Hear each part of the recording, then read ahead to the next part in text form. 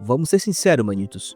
Quando a gente assiste One Piece pela primeira vez, principalmente lá no começo da jornada, o Usopp parece ser o mais fraco e o mais covarde do bando. Ele corre de lutas, treme na base, mente para se proteger e muitas vezes parece mais um alívio cômico do que um verdadeiro guerreiro do mar. E olha, durante muito tempo eu acreditei nisso também, mas foi só quando eu parei para olhar com mais calma, com mais atenção aos detalhes, especialmente nos silêncios e nas pequenas ações, é que eu percebi uma coisa que mudou completamente minha visão sobre esse personagem.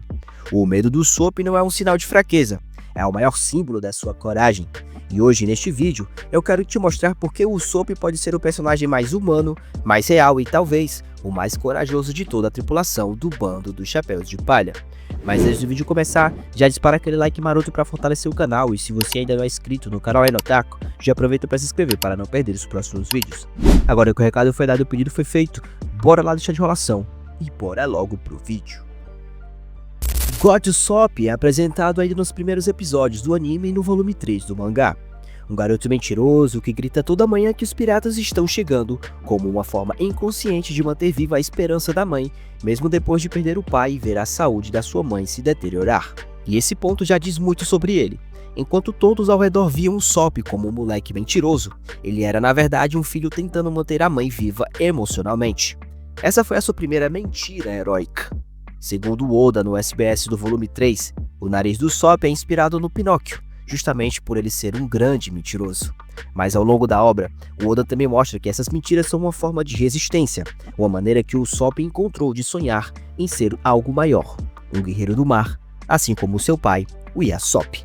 Então ele mente, sim, mas mente porque quer acreditar nas histórias que conta, mente porque quer um dia transformá-las em verdade. Uma coisa que a galera costuma ignorar é que o Usopp nunca se esconde completamente. Em várias situações em que ele poderia simplesmente desaparecer ou fugir, ele acaba escolhendo ficar.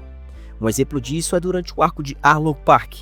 Mesmo sabendo que os Homens-Peixes são monstruosamente mais fortes, o Usopp se joga no campo de batalha. Ele é espancado, corre, volta e vence o seu inimigo com criatividade e persistência. Não foi na base da força bruta, foi na coragem pura. Em Alabasta, enfrentando o Mr. 4 e a Miss Merry Christmas, ele apanha até quase quebrar o próprio rosto. E mesmo assim, se levanta dizendo: "Se eu fugir agora, eu nunca mais poderei olhar para os meus amigos." E isso não é covardia, manitos. Isso é medo vencido. É um cara sem poderes, sem haki, sem frutas do diabo, enfrentando o impossível com a funda na mão e o coração no peito. Mas o medo do Usopp não vem só do mundo externo, vem de dentro.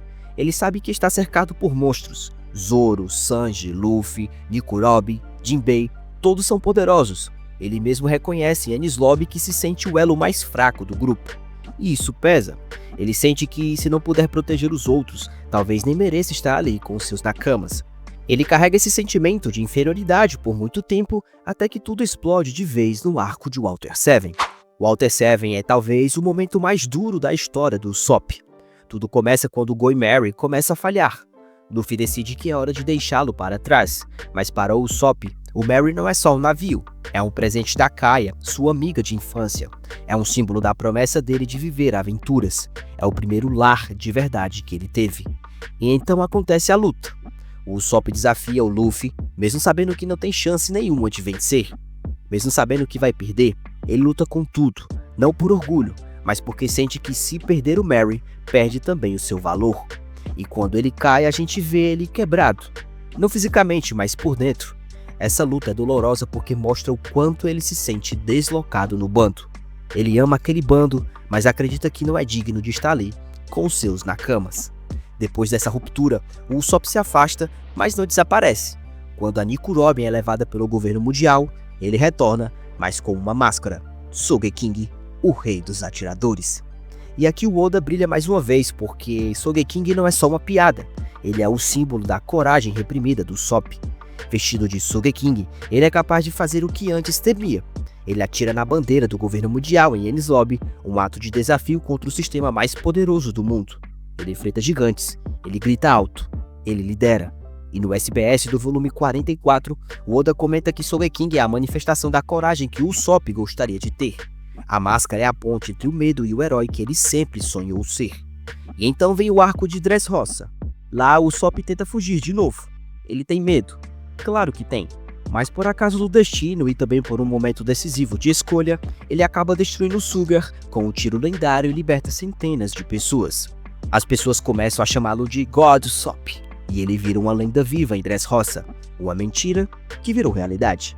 E pela primeira vez ele entende, mesmo com medo, mesmo tremendo, ele pode causar impacto real. Ali nasce um novo Sop, ainda com medo, ainda nervoso, mas com mais consciência do próprio valor. Coragem não é ausência do medo, coragem é agir apesar dele, e ninguém em One Piece representa isso melhor do que o Sop.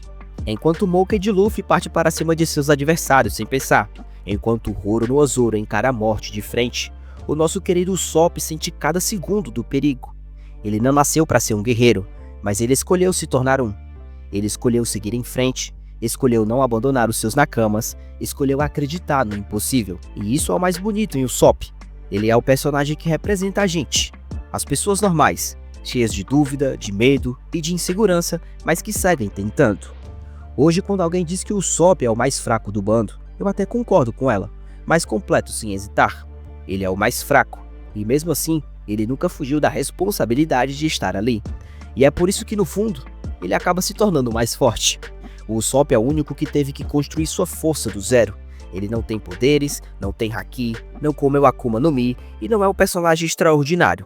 Ele tem apenas as suas mãos, sua criatividade e um coração que nunca desiste. Mesmo quando está com medo, mesmo quando ninguém acredita nele. Como eu disse lá no comecinho do vídeo, o nariz do Usopp é uma homenagem ao personagem Pinóquio, o boneco que mentia. Mas o Usopp não mente por mal, ele mente porque quer se tornar alguém melhor. Ele inventa as histórias até que um dia essas histórias se tornem realidade. E nesse ponto, ele não é mais só o atirador do bando dos chapéus de palha. Ele é a prova viva de que você pode ser fraco hoje e ainda assim sonhar com um amanhã melhor. Então da próxima vez que você assistir ao One Piece e ver o God Sop tremendo na base ou inventando alguma desculpa para fugir, lembre disso.